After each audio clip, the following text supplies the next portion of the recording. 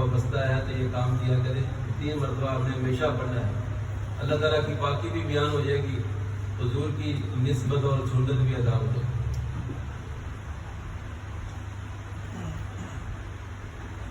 بعد دفعہ بندہ فرضی نماز پڑھ لیتا ہے تو جماعت کھڑی ہو جاتی ہے, اس کو پتہ نہیں چلتا جماعت ہوئی ہے یا نہیں. اس نے فرض پڑھ لی, پھر جماعت کھڑی ہوئی. تو اب مسئلہ یہ ہے کہ اگر وہ جماعت ظہر کی ہے یا عشاء کی تو بندہ امام کے ساتھ دوبارہ مل سکتا ہے, لیکن اس کے فرض نہیں ہوں گے, اس کے نفل ہوں گے.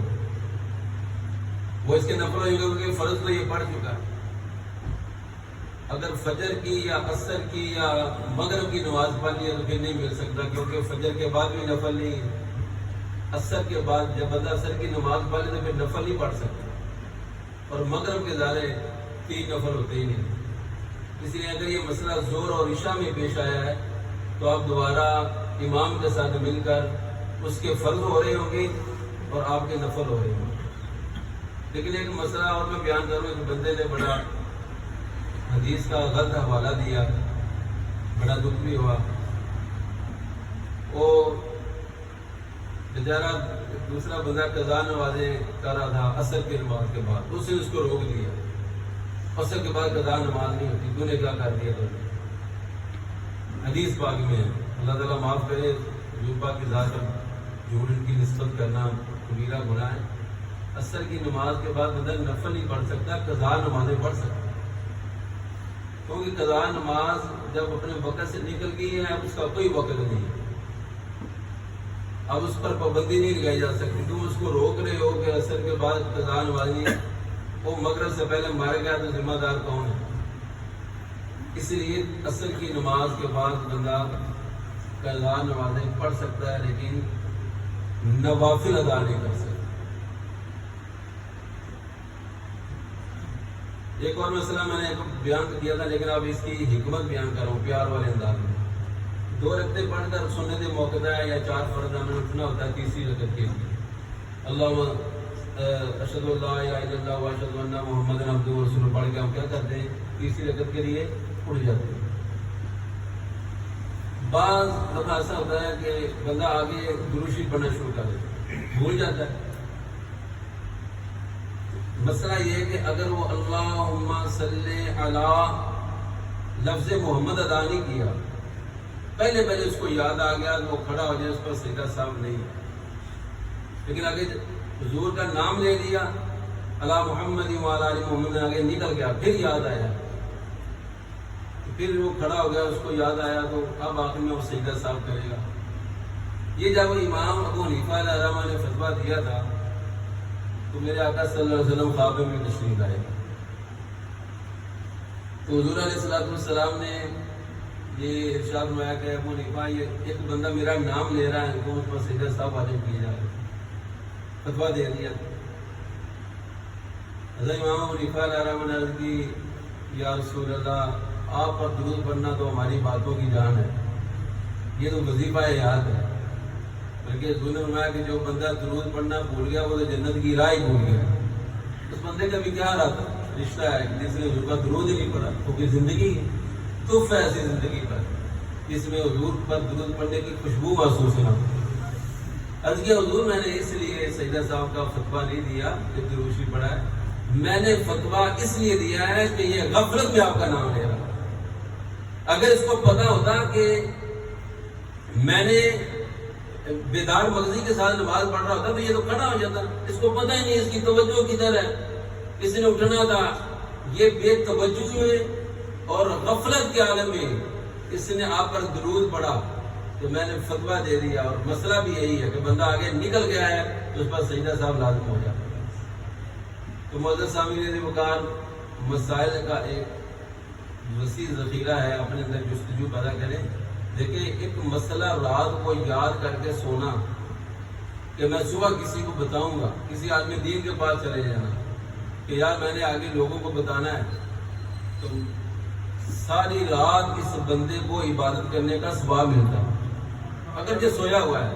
یہ میں مبالغہ نہیں کر رہا کہ آپ کے سامنے یہ حقائق بیان کر رہا ہوں. یہ شریعت کی آپ کے سامنے قدر بیان کر رہا ہوں کہ شریعت کتنی قیمتی چیز ہے جس کو ہم بڑا ہولا سمجھ کے نظر انداز کرتے ہیں.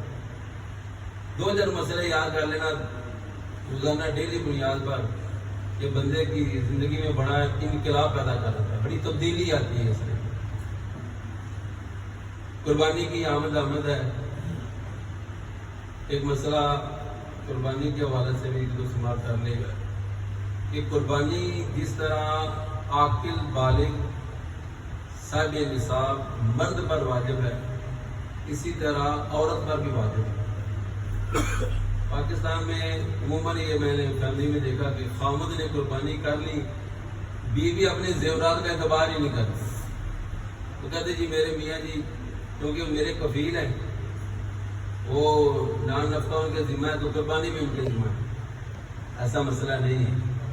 اگر آپ کا بیٹا، آپ کی بیٹی، آپ کی بیوی نصاب کی مالک ہے، 7.5 تولے سونا یا 52.5 تولے چاندی کی مقدار رقم موجود ہے تو آپ پر علیحدہ قربانی واجب ہے اور آپ کی بیوی پر علیحدہ قربانی واجب ہے. زکوٰۃ کے حوالے سے بھی ان کو مسئلے یہ بتایا کریں، زکوٰۃ بھی نہیں دیتی. اللہ تعالیٰ کا حکم ہے یا ایھا الذین آمنوا قوا انفسکم واہلیکم نارا، اے ایمان والو اپنے آپ کو اور اپنے آل و عیال کو آگ سے بچاؤ. تو آگ سے یہی بچانا ہے کہ ان کو ہم نے دین کی راہ دکھانی ہے. کتنے سال کی زکوٰۃ پی جانا، قربانی نہ دینا، یہ اللہ پاک کی نعمتوں کی بے قدری کرنا ہے جو اس نے اس کو سونے اور چاندی کی صورت میں عطا کر رکھی ہے.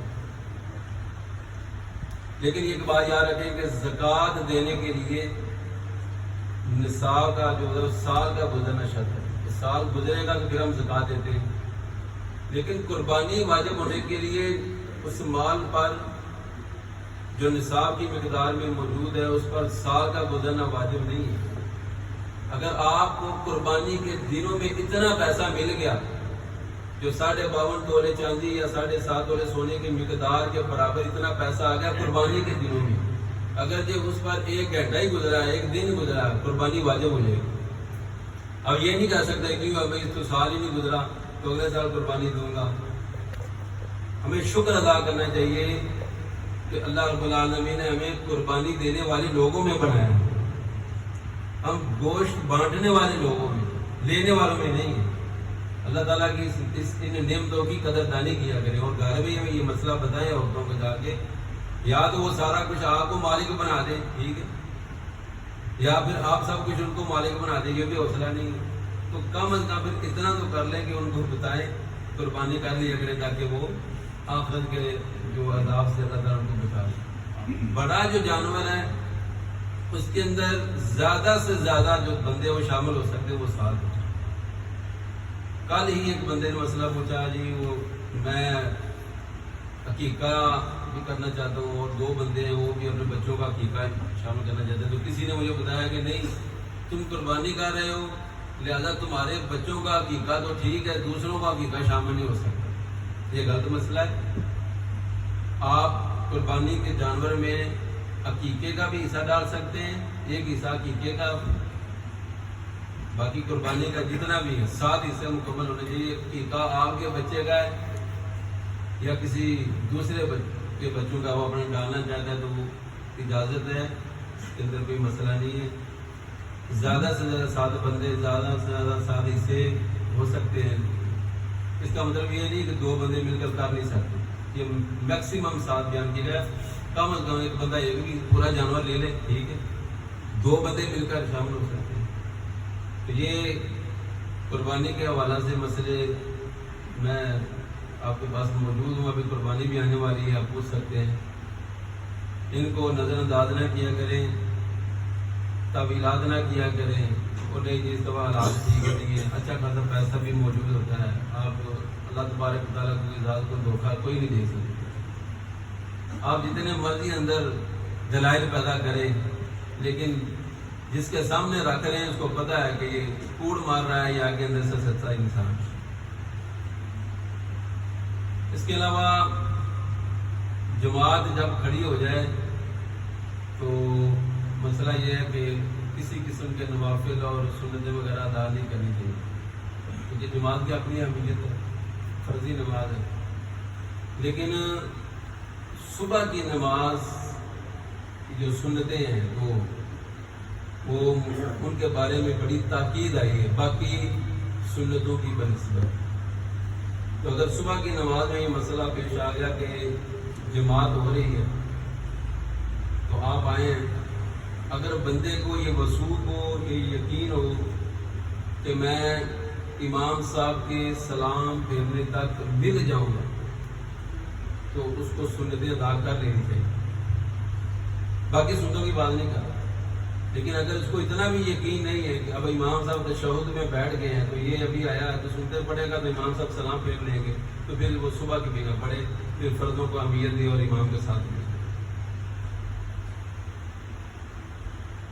امام صاحب رکوع میں ہیں، امام صاحب رکوع میں موجود ہیں تو آنے والے حضرات بعض ایسا ہوتا ہے کہ لمبی نیندیں شروع کر دیں.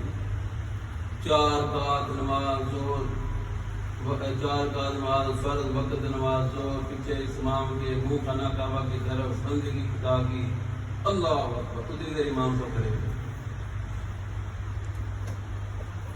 نیت کا تعلق دل کے ساتھ ہے، یہ محل ہے نیت. آپ گھر سے چلیں تو آپ کس نیت سے چلیں گے میں نماز پڑھنے جاؤں. اچھی بات ہے، زبان کے ساتھ ادا کرنا چاہیے تاکہ زبان اور دل میں موافقت پیدا ہو، قول اور نیت میں جو مطابقت پیدا ہو. اچھی بات ہے، لیکن وقت ہو تو ضرور کریں. اب وقت نہیں، آپ نیت کے پیچھے اتنا لمبی کریں گے تو آپ یہ حرکت نہیں کرتے. اس لیے جیسے ہی امام صاحب رکوع میں موجود ہے آپ اللہ اکبر اللہ اکبر تاکہ رکوع کے ساتھ. اور پھر ایسا بھی ہوتا ہے کہ اگر امام صاحب رکوع سے سر اٹھا لیں تو ساتھ ملتے ہی نہیں، وہ کہتے جی رکعت نکل گئی کھڑے رہتے ہیں. یہ بھی مسئلہ کرتا ہے. ٹھیک ہے آپ کی رکعت نکل گئی ہے لیکن جو سجدے امام کے ساتھ اللہ نے ادا کرنے اس سے محروم نہیں ہونا چاہیے. وہ سجدے کریں، آپ کی رکعت تو نہیں ہے کیونکہ رکوع نکل گیا ہے. جو سجدے اجتماعی سطح پہ اللہ نے آپ کو ادا کرنے ہیں اس کو تو محروم نہ کریں، صرف کو مل جایا کریں. باقی رکعت آپ بعد میں ادا کر سکتے ہیں. یہ ایک شوق تھا، ایک ذوق تھا جو میں نے کوشش کی. سیدھا مسائل اور بہت سارے مسائل ابھی میرے پاس موجود ہیں، لیکن آپ سے ریکویسٹ یہی ہے کہ دین سیکھیں. زندگی بہت تیزی کے ساتھ گزرتی جا رہی، اس کو ضائع نہ کریں. آج میرا آپ کے سامنے آخری جمعہ تھا. میں نے اس ہفتے میں پاکستان چلے ہیں. میں بہت شکر گزار ہوں آپ کی اس مسجد کی، المصطفیٰ مسجد کی کمیٹی کا. انہوں نے بڑی محبت کے ساتھ، بڑی پیار کے ساتھ مجھے دعوت دی. میں آیا. ذاتیات کو، شخصیات کو اور فرقہ وارانہ گفتگو کو موضوع بنائے بغیر میں نے الحمدللہ آپ کے سامنے قرآن حدیث بیان کی. لیکن پھر بھی امام بھی ایک انسان ہوتا ہے، نہ چاہتے ہوئے بھی الفاظ اگر آپ کی دل آزاری کا سبب بنے ہیں تو انسان ہونے کے ناطے مجھے معذرت کرنی چاہیے، کیونکہ یہ دنیا بندوں کے حقوق تو بندوں نے معاف کرنے. بہرحال آپ کی یادیں، آپ کی باتیں، آپ کی ملاقاتیں یہ سانسیں بن کر یہ میرے ساتھ ساتھ رہیں گی. آپ بہت اچھے لوگ ہیں. اللہ رب العالمین آپ کا جذبہ سلامت رکھے، آپ کا ذوق شوق سلامت رکھے، مساجد کو آباد رکھے. تو اللہ تبارک و تعالیٰ آپ کی دنیا اور آخرت بہتر فرمائے. اس کے باوجود بھی اگر کوئی مسئلہ پیش آیا ہے میری طرف سے تو آپ مجھ سے رابطہ کر سکتے ہیں. کوئی غلط فہمی ہے تو وہ بھی دور کر سکتے ہیں، کیونکہ زندگی کا کوئی پتہ نہیں ہے، قسمت یا نصیب ملاقات ہونی ہے یا کہ نہیں. اللہ تبارک و تعالیٰ میری دعا ہے کہ آپ سب کو حقیقی خوشیاں نصیب فرمائے. اللہ تعالیٰ آپ کو کسی کا محتاج نہ کرے، لیکن آپ دین کے ساتھ وابستہ رہے، دینداروں کے ساتھ وابستہ رہے. یہی آپ کا کل سرمایہ ہے، پہلا اور آخری سرمایہ یہی ہے. اللہ تبارک و تعالیٰ ہمارا حامی و ناصر ہو. وما علیہ الا البلاغ.